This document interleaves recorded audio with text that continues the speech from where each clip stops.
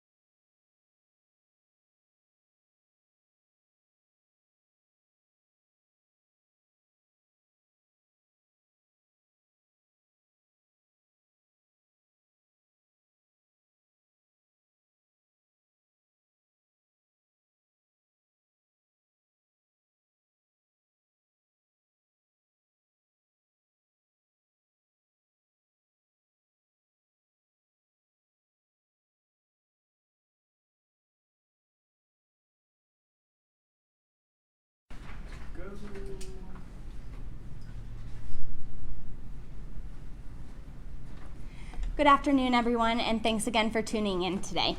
My name is Callie Berkson, and I am part of the communications team here at the City of Grand Junction.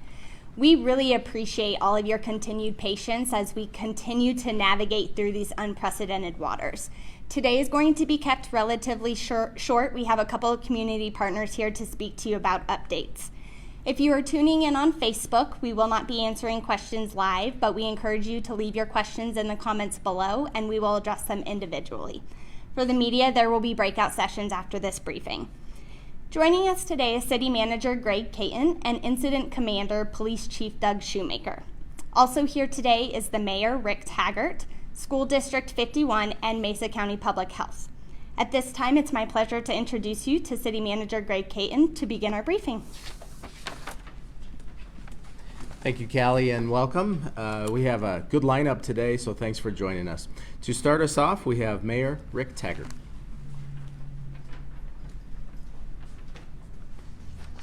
Good afternoon.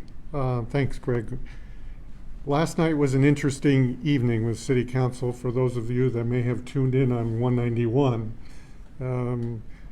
Technology is something we all love, and it continues to further our communication abilities, but last night we had a bit of a challenge with our communication. So for those of you that tried to watch us last night, I apologize for that. I am very confident that as we go to more of these remote types of meetings during this emergency time, that we will solve that. But I do want to talk a little bit about what took place in terms of our stimulus package, in particular for the community. So the first item that came before us was, in fact, whether we wanted to keep the jobs program as well as the funding of the nonprofits together in one ordinance, or whether we should do it in two ordinances. We made the decision last night that we would separate it into two ordinances, which makes things easier and more efficient for both of them to go through their public hearings on April the 15th, I'm sorry. And I think everybody should know that it was a vast majority of council that approved that. So the public hearings on the 15th, I would expect that both programs will have further discussion, but I think we can bring them both to a conclusion. I'm optimistic we'll bring them both to a conclusion on that evening of April the 15th, so that we can begin to work with the nonprofits and help them, and at the same time work on this jobs program. So thank you, and again, I apologize for last evening, but sometimes technology is not our best friend.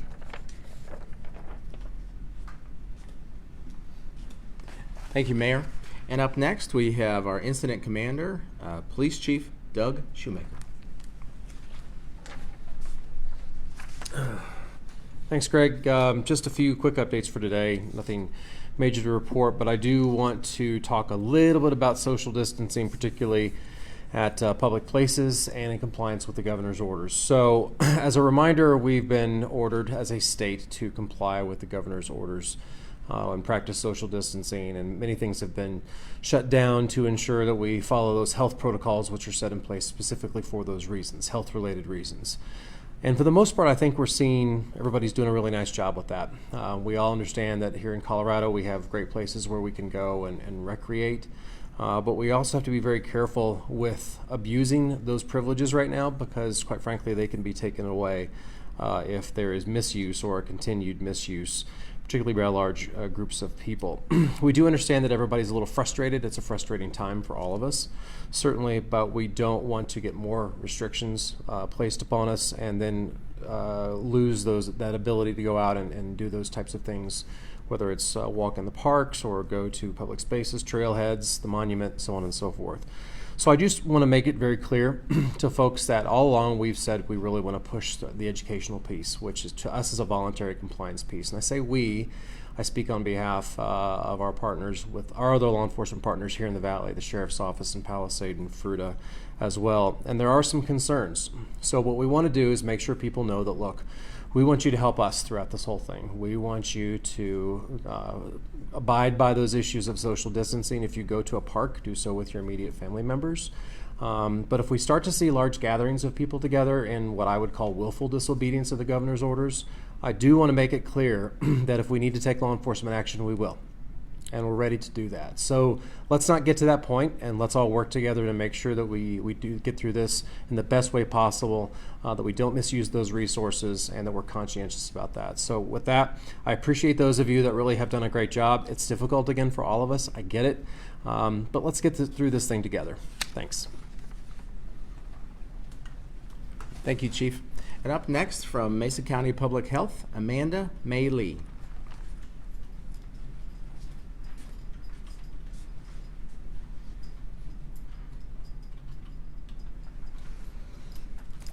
Thank you so much. Thanks again for the opportunity to be here. Mesa County Public Health remains at the forefront of this response in our community. It's a public health emergency, but we need our entire community to respond. Today, there are no new positive results. We do still sit at 17 positive cases. And while I completely understand why there's a lot of interest in that number, we all know there's a lot more than 17 people in Mesa County who are impacted by COVID. And those 17 cases represent more than just a number. Those 17 people are members of our community.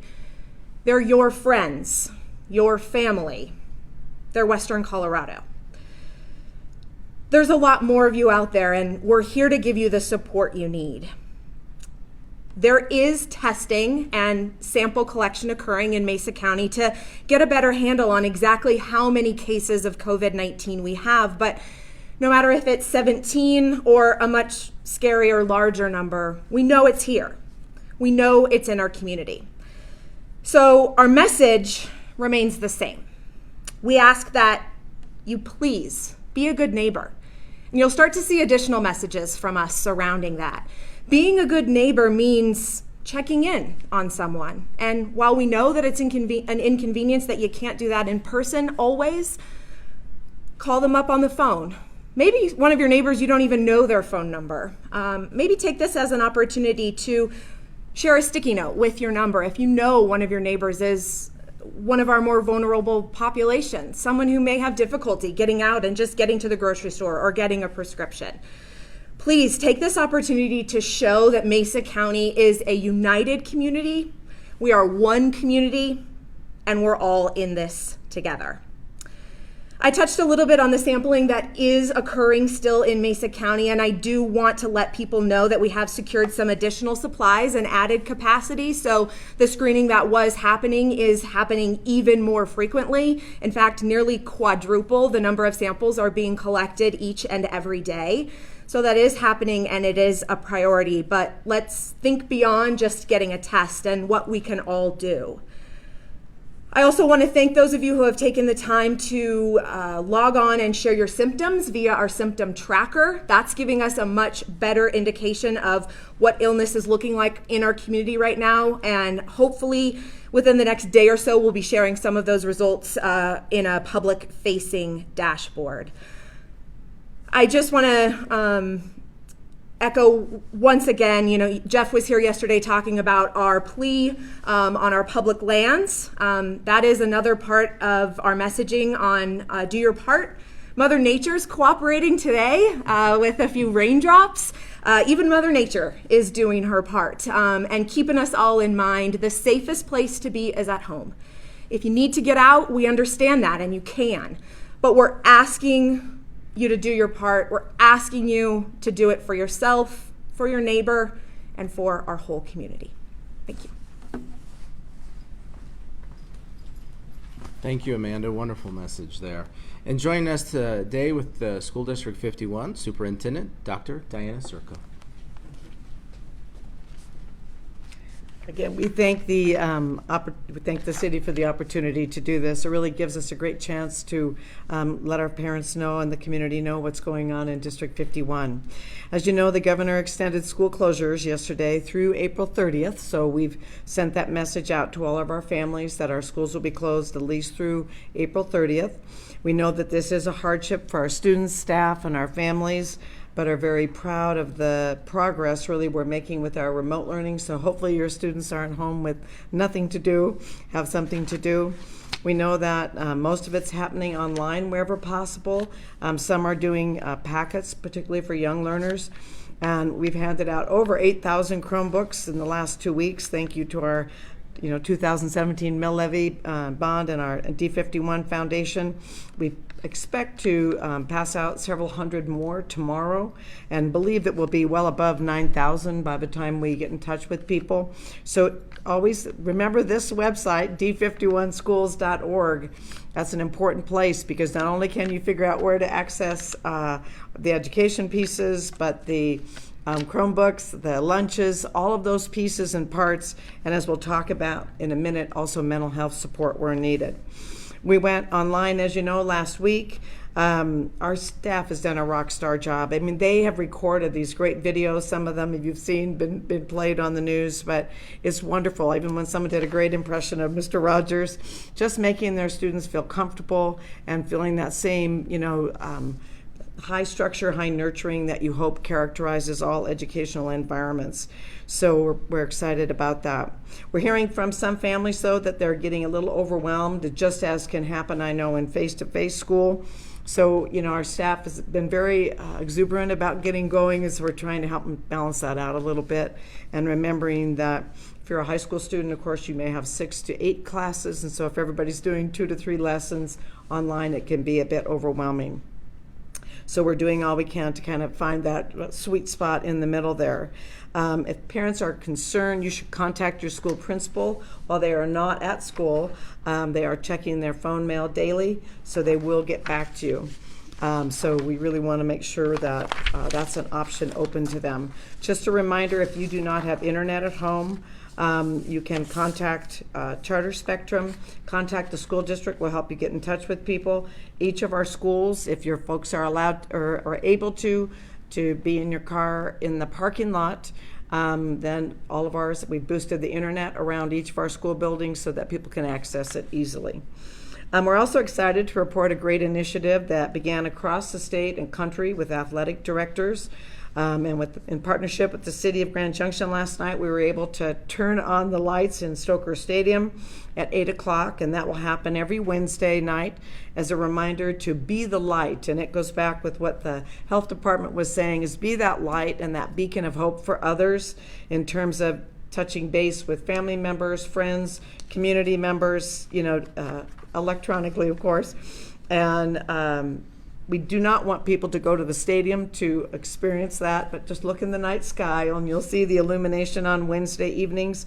But we don't want to compromise social distancing. But it really is a great movement across the country and a nice chance for all of us to band together on behalf of positive energy around this happening.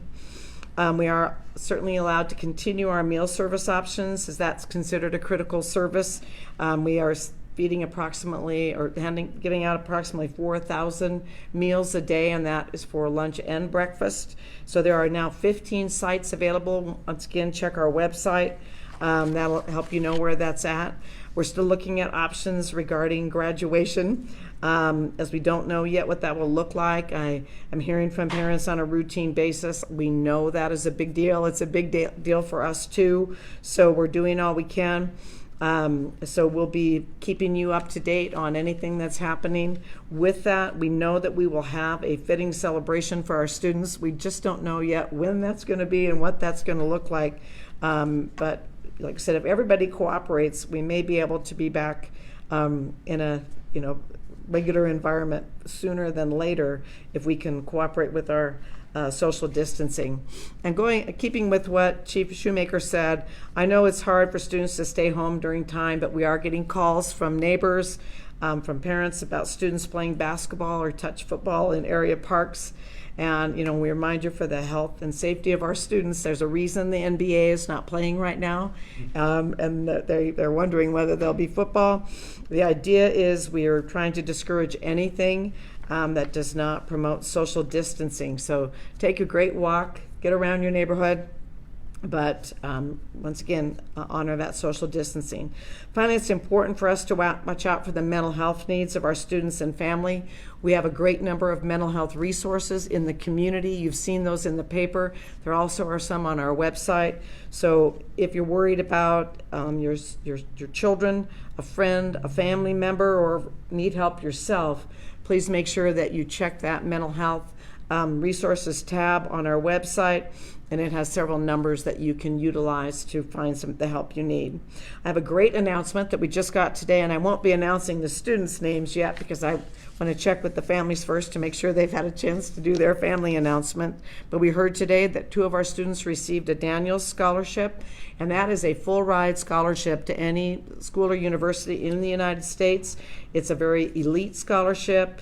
There are 212 students that are awarded it from 4 states: Colorado, New Mexico, Utah, and Wyoming. There are, thousands of applicants each year, so it's an honor for us. One of our students is from Palisade High School, one from Fruita Monument High School, so we're excited to report those positive things going on, and there's still lots of great messages. So we thank you so much for your help and support of our students, and take care, and please follow the guidelines to keep you all safe and sound and back with us before we all know it. Thank you. Thank you, Dr. Serco. And so I'll use this opportunity to say thanks on behalf of the community to all of the folks in the education area. I think we had great appreciation before this crisis, but as we now have teachers around the kitchen table and parents being the teachers, I think there has been a greater appreciation for what teachers do every single day. So a shout out to all of the teachers in our community who invest in the youth of our great community.